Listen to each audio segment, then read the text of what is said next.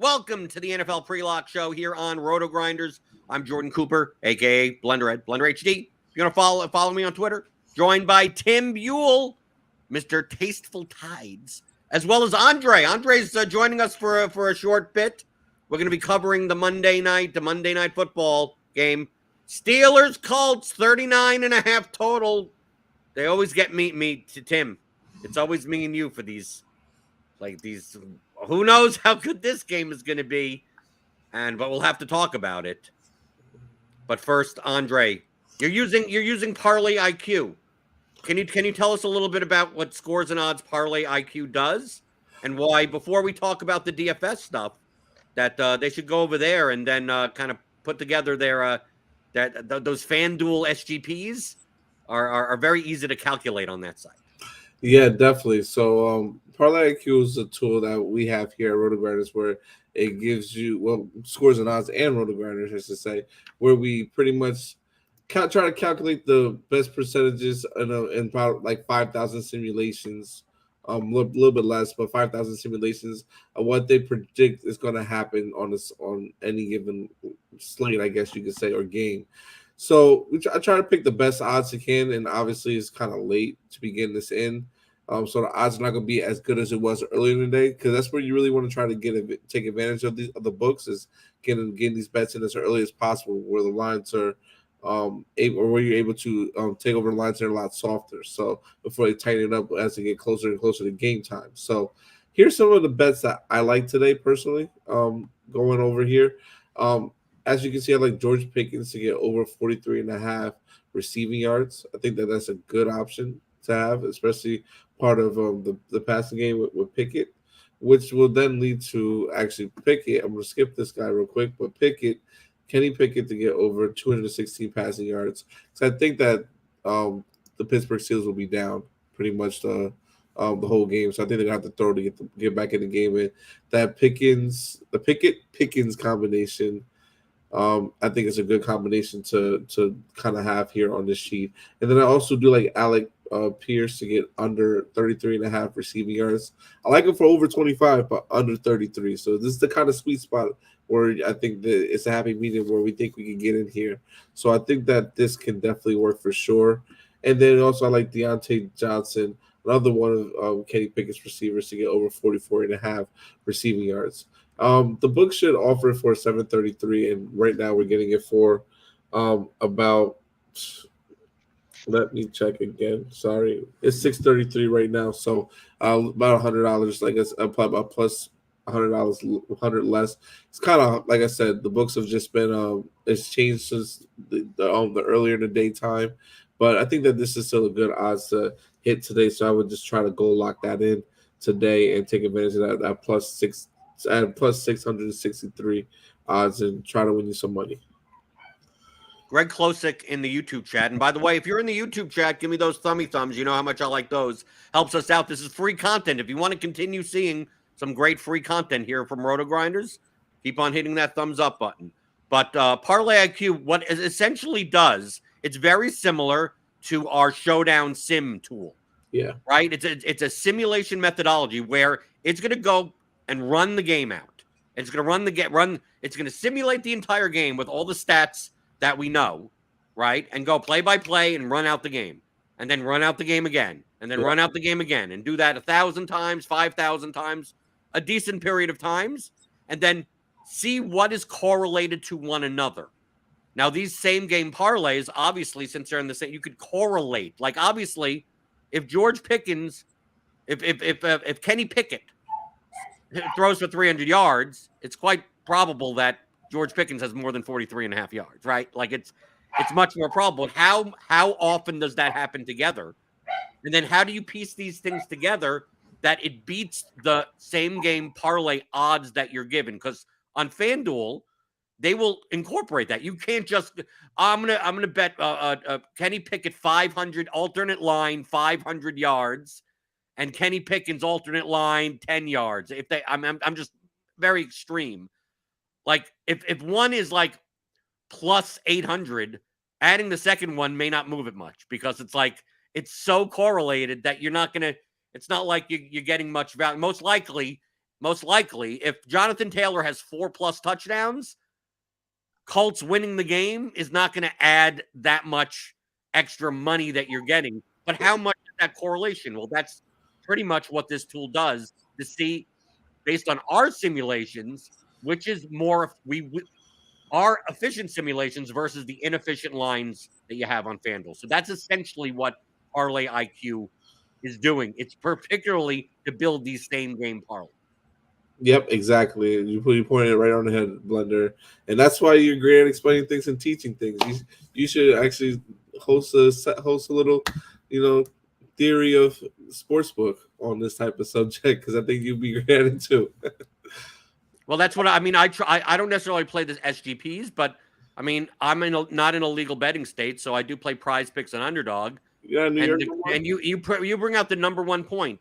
Like you need this stuff early. Like if truthfully, I know this is bad advertising for current, like what to do right now, but your bet should have been in at least 12 hours ago. I mean, like if you're sitting here going, it's 20 minutes before the game, 25 minutes before the game, what are your picks? Like the lines aren't good anymore. The number that I'm getting on Prize Picks on Tuesday night, you can't get anymore. That you already just moved 15.5 yards, and then it doesn't have value anymore. So the key is to sign up for Scores and Odds, scoresandodds.com. Andre, you do videos, you do picks, you do all that type of stuff at Scores and Odds, and get that information earlier in the day, the night before, and see like, oh, I see a soft line here, I see a soft line there, and then you need to grab it right away, because you look at your article 6 hours later, it's like that number's gone. You can't get minus 135 anymore. It's now at minus 148, and maybe that 13 cents matters, and the value's gone. Exactly. That hit it right, nail head right on the coffin. So I think that is a great reason why I'm going to try to get these videos out sooner. So this got time with work today, but let's just make sure we have. If you want to get these picks in, I suggest you try to, and let's see what we can do tonight. And I think you'll pay off and at least win some money here. Like I said, plus 600 odds is not a bad takedown. So on a little four leg parlay here. So could always be better, obviously, but we just want to bring in some bacon and not lose any money. Okay, doke. So thanks for coming on in the beginning of the show. This is new. Typically just me and Tim yelling at each other about what he's going to do and I'm going to do, and they're completely different. But yeah. So you're hoping for the Steelers to be behind and the Colts to be ahead. Pretty much, yep. Okay, I'm rooting for the exact opposite. So wait, let's hope it goes the other way. We'll see what happens, but good luck to you guys tonight, and have a good one. Okay, thanks Andre, for coming on. Right. Okay, get rid of him. Get rid of the barking dog. Tim, that's good. Let's get to DFS now. Okay, we're going to run through this pretty quickly. We only got 20 minutes. Yeah, it's only one game. Who cares, right? Is there any inactives? First thing I want to cover, any inactives or anything that we have to care about? I don't think anything major, nothing unexpected. Well, I mean, if anything, what the number one thing would be, Granson is out as tight end for the Colts. Yeah. And then also Anthony McFarland was called up from the practice squad for the Steelers. I'm just saying that how much does that affect everything? Probably not that much, but it affects something. It solidifies some of those Colt tight ends, I think. But, but that's about it. It's nothing major, though. Right. Are we expecting Benny Snell and Anthony McFarland to get much work off of Najee? No. If you had to choose between the two of them, if you're not playing Najee, I would play McFarland because he's more likely to catch passes out of the backfield. Yeah, I was actually going to say Snell. He's got better odds to score a touchdown than Sims does, which I thought was interesting. Yeah, but that's still, I mean, how high is that? Yeah, no, it's not good. It's not good. I just thought it was interesting because I think Sims is going to be pretty high owned, or at least decently high owned. Right. Adam Stawara has it right. Tight end news on a showdown slate is always major. Yeah, right? I think that getting to, two of those Colt tight ends is pretty interesting now, or at least one of them is pretty interesting now. And the real question, Patrick, I'm not going to pronounce his last name right, asks, the real question is Gunner or Steven Sims Jr.? I haven't answered that question, but what's your answer? I think it's Sims, but you probably have the different answer. My answer is neither. Yeah, okay. Okay.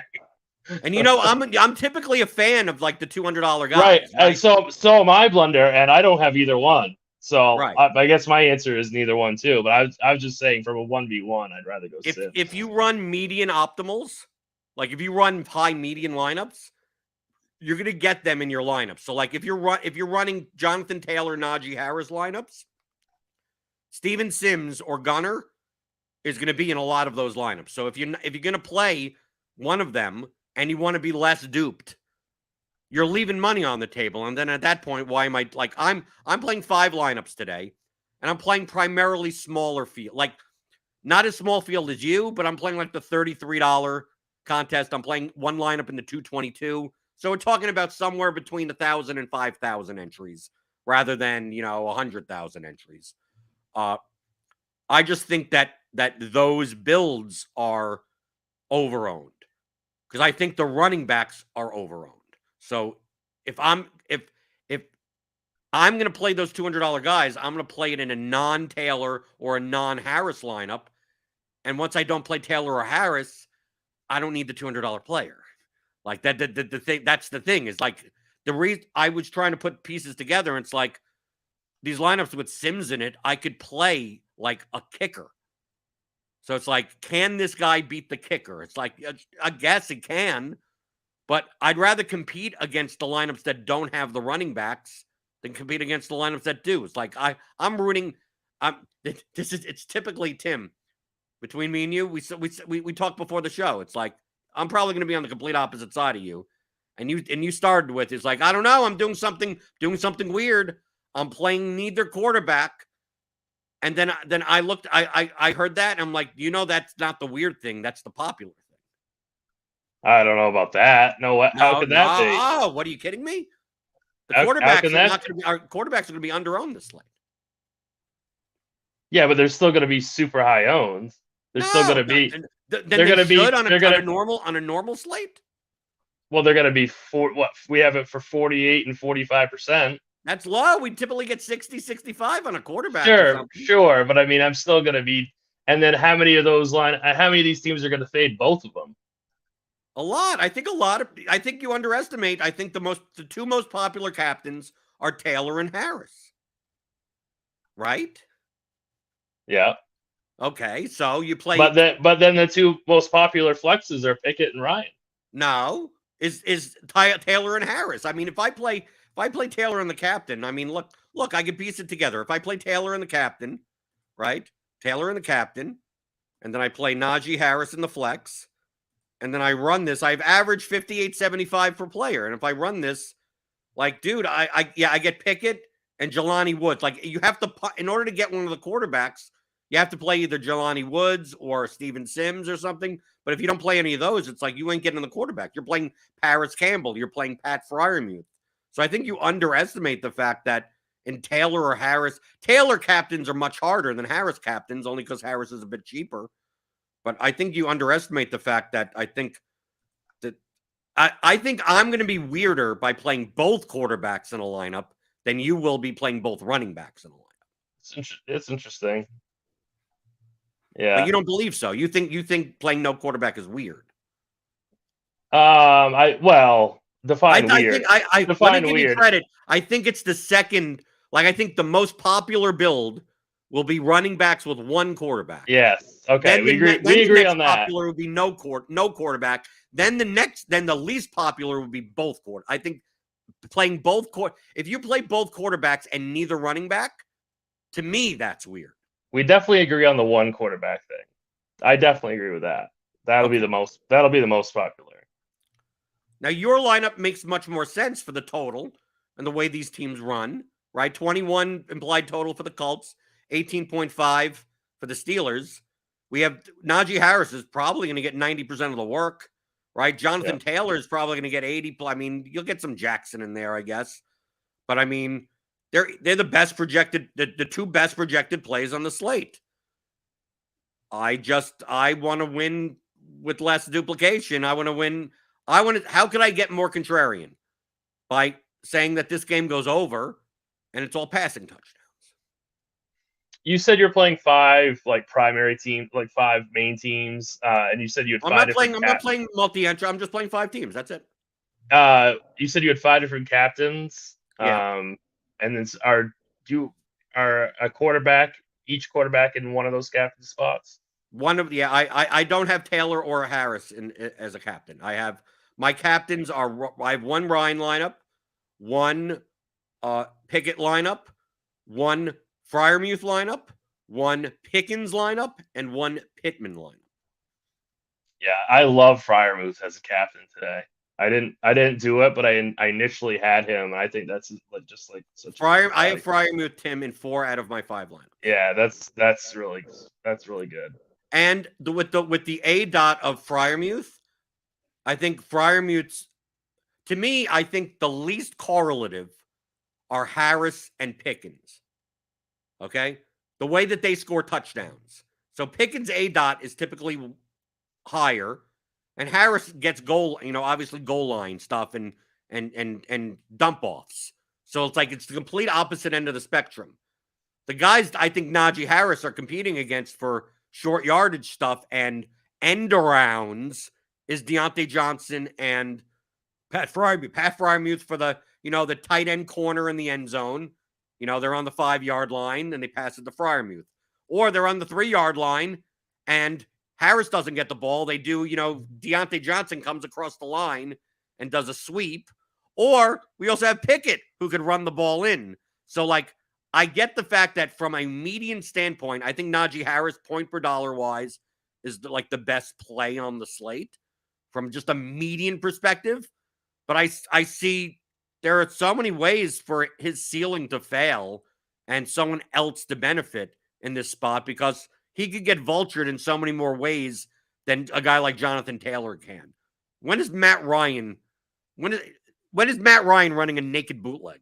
He ain't doing that, right? Matt Ryan ain't getting there that way.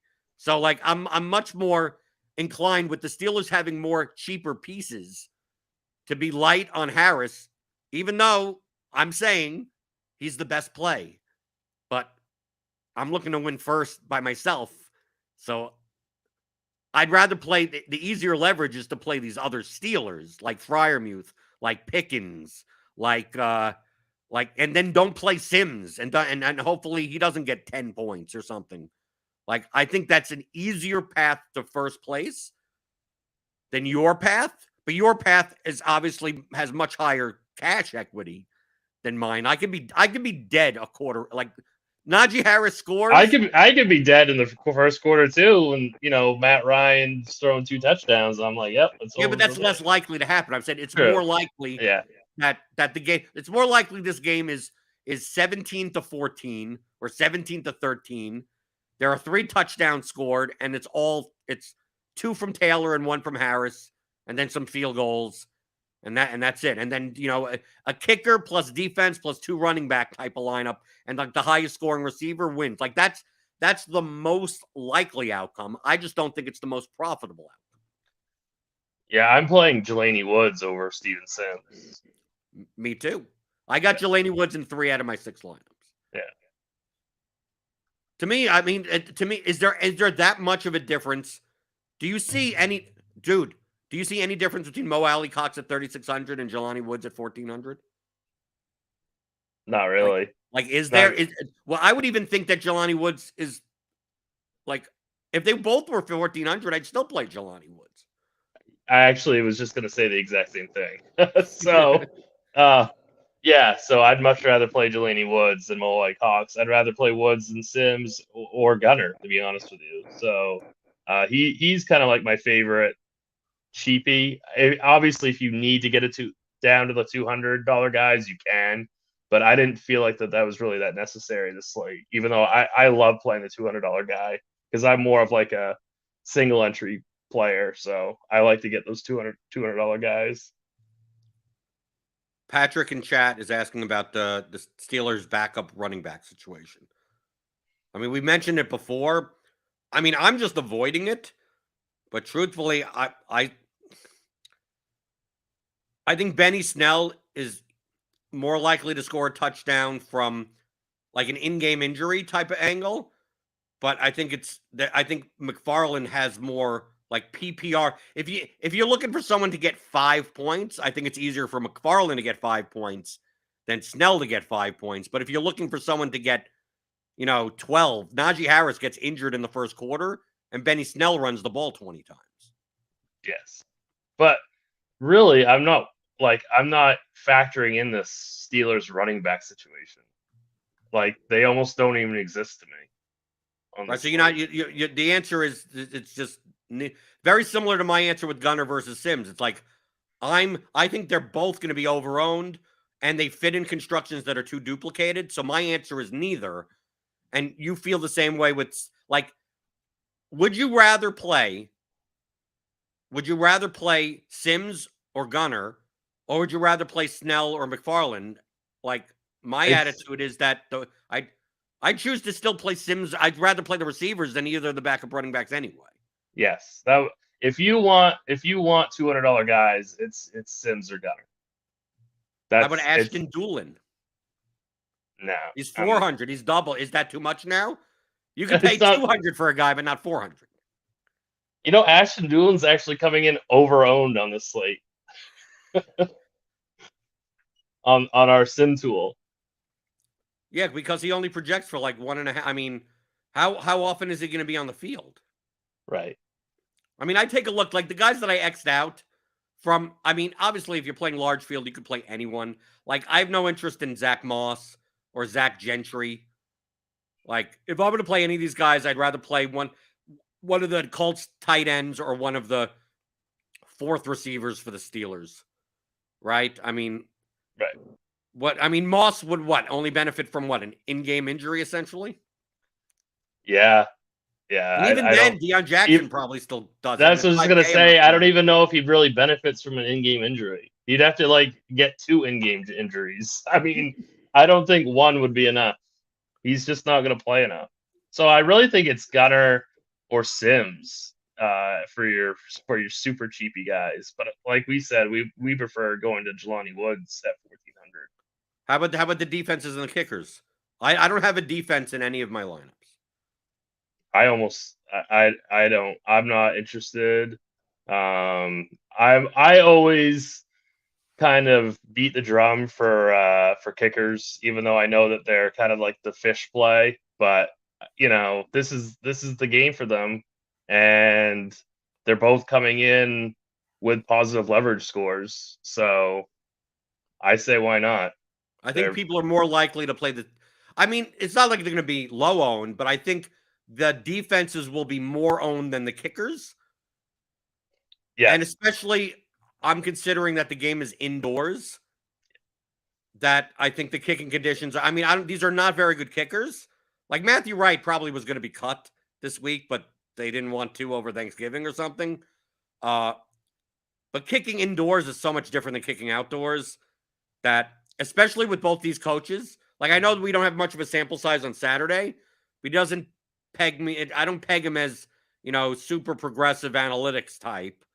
And Tomlin, we know, isn't. So I think they're more likely to be like, it's 4th and goal on the 3 and they kick a field goal. Yep. They're more likely to do that. They're 4th and 1 on the 34. They're going for a 51-yarder and not going for the first down. They're going to just say to themselves, let's just take the points. Let's just take the points. Points, right? Yeah. Why not? Right. So, yes, I see no reason really to avoid kickers tonight. I know that's just so boring and nobody likes to talk about it, but I think they're fine. In your one lineup, who do you have as the captain? Harris. Okay, so you're playing what's the size contest? You're playing like a 300-person contest, right? Yeah, couple contests are that size, and then maybe one that's 200, then one that's 600, I think 500. Right, and I'm playing contests that are at least double, or if not 5 times the size of that. Yeah. So I can understand your lineup a little bit more. Like, you may not run into dupes, but I guarantee you whatever lineup you put together is probably going to be duplicated.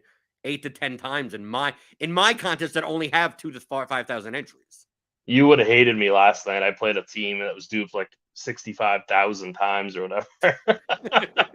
I mean, I still won like 4x, but still, we turned the cards over, and then the game started. And I was like, oh boy. Where's Blunder? Where's Blunder? Dan Janning asks, Pickett captain with 3 Steelers pass catchers that leaves 2,900 on the table on DK. Okay or too cute? Well, it depends on what contest you're in. Nothing's ever too cute. Like, dude, so I saw someone in the chat. It's like, I left 11,000 on the table. Is that too risky? Well, I mean, are you playing the main GPP and trying to win $500,000? Then nothing's too risky. I mean, So, dude, wasn't it like, I don't know, like a month ago, somebody left 11.5 on the table and solo shit 500K? No, it was the Colts. It was a Colts Broncos. Right. No, that's it was. What I mean. They left like 17,000. It was like a 33-5 line. I knew it was a Colts game, and I knew it was, I was on the show, and somebody asked me like, "Oh, can I leave 13K on the table?" And I was like, "I guess," you know.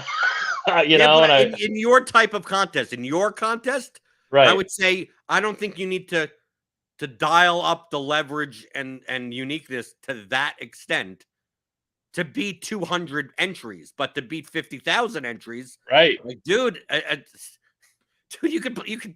I mean, what's my catchphrase? You can play anyone you want, right? Okay, we got 3 minutes left. It's a very, very quick. I love. You know how much I hate talking, for an hour about one game. But we do have. If you have any questions in the YouTube chat, feel free to throw them in right now.